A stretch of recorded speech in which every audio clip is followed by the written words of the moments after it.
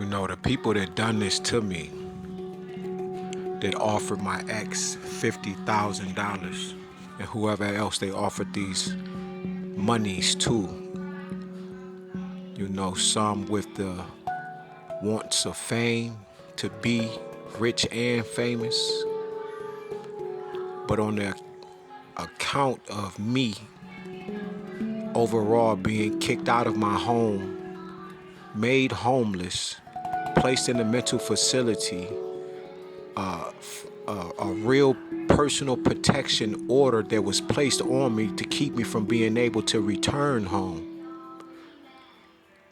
And my ex, she knows exactly what is going on and what caused all of this to even happen.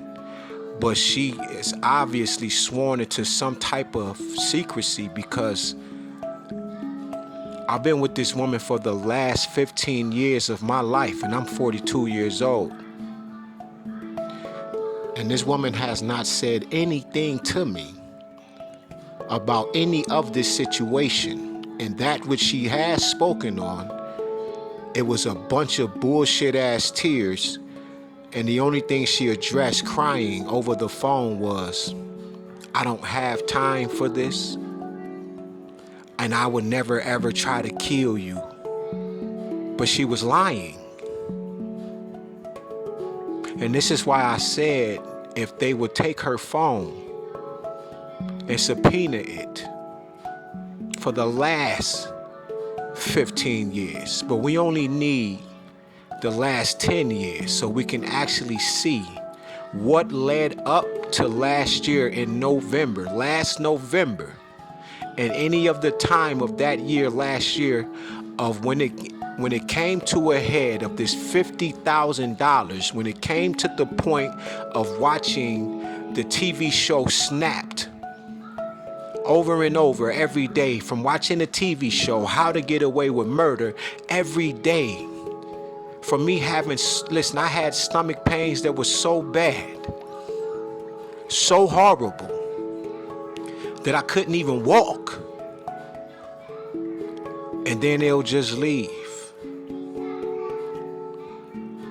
And I just kept going through that. And then not too long ago, well, before this year and some of this year, I would go to the bathroom and I ain't shitting nothing but blood. But before these situations, I was not going through this. Remind you, I just came home from the penitentiary and I wasn't going through that. I wasn't having these kinds of problems. And my life is cleaner now. It was real clean, even though I was in the penitentiary, but I still don't drink soda. Only thing I was drinking was coffee and water. Very mindful of whatever I'm eating. Now I'm completely off of meat, completely, not even fish. I'll eat fish here and there. So what was really going on inside my household for this woman to not have any explanation, not even, you mean to tell me you're not even having a conversation with me about my grandchildren that was just in the home with us for over a year every day, except some weekends when they went to go be with their father? But if they wanted to go somewhere, her and my daughter, my stepdaughter, who was watching the kids? You got it right. Me, Pawpaw.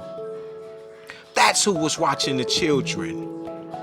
My daughter paid me $200 a week to watch my grandchildren. Some money that I didn't even want, that her mother made me say something to her. So in order to even get the $200. So what about that history? Y'all gotta understand what I am telling you, what's going on and how diabolical this scheme was. When I called the Social Security Administration, they had me listed as dead already. She walked in the house and told me, hey, if you were to die, this was just last year, if you were to die, who would you want your money to go to if you passed away? Imagine how I'm feeling. And she came in and asked me about 50K that I knew nothing about. I said, who offering you this kind of money? Where you been at? Who you been around? Who is this person? I wouldn't take it. Because there obviously is a price on it, and that kind of money, you know, we in the hood, you can probably lose. You would definitely possibility that you will lose your life over this kind of money or mines. If somebody propositioned me with that kind of money, not only would I go talk to my significant other, if she says, where is this money coming from? The first thing she's going to think about is another woman or another man or something. But I'm not going to be watching Snapped and How to Get Away with Murder every goddamn night. I'm not going to leave the door unlocked every night. I'm not going to just throw away whatever she's saying when she's saying, yo, I think I'm being followed. Everywhere I go, it's like somebody is following me. I hit a few corners just to see if the car would do the same thing, and the car did the same thing. And this has happened 2 or 3 times. But at first I was like, okay, maybe I'm tripping. But after a few times, I'm coming to you and to tell you this is what's going on. Not say, you know what, I think you need some pills or something. Think about that. I call my cousin. I'm telling him everything I'm speaking about, but even more. Not at the 20, 30 minutes we on the phone. If it was that long, the only thing he can ask me was, where are you at right now? He asked me this 7, 8, 9 damn times. To the point where it's like, brother, are you listening to anything I'm telling you? Somebody trying to kill me, bro. This woman trying to kill me. She got somebody trying to unalive me. Yeah, I hear all that, but where are you at right now? I say, brother, you live in Las Vegas. What does it matter? Where am I at right now? I need to know what streets you on right now. What's the big streets that you on right now? I said, man, hold on. You live in Vegas, nigga. Why? Cause my man just came home from the penitentiary for a murder, and I want to link him up with you. I don't even got a circle, so you can imagine how small my circle was then. There was a few people then.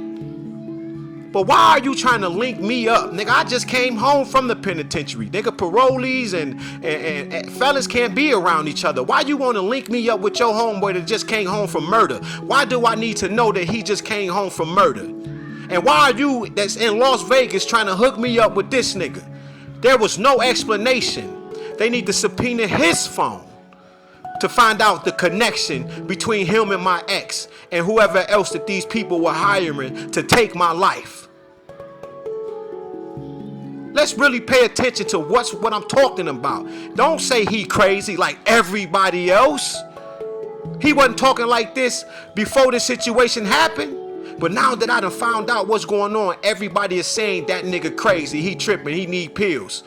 And they actually put me in a mental facility before I even got to some of these situations. It got worse, but if you broke up with me, then let it be that. Don't let me start talking about drones and helicopters. People would be like, yeah, but why is he so important? Who are you? What are you? I don't believe that, and that's what's wrong. People don't believe that this shit is actually happening to people, but more so from experience, I'm telling you what I'm going through personally. It's too many people that know me that can vouch for me, and they gonna tell you he ain't nothing wrong with dog. And if they say that nigga crazy, they'll be talking about the fearlessness or a time when I used to be drinking and shit and I just didn't give a fuck. Or if I get to a particular level, I'm like, fuck everything. But it ain't this kind of crazy that these people trying to make me out to be. It's the regular street crazy, like leave dog the fuck alone, bro. He'll get a hold of one of y'all. It ain't that other crazy shit that these people trying to make, trying to patent out, man, to crash out.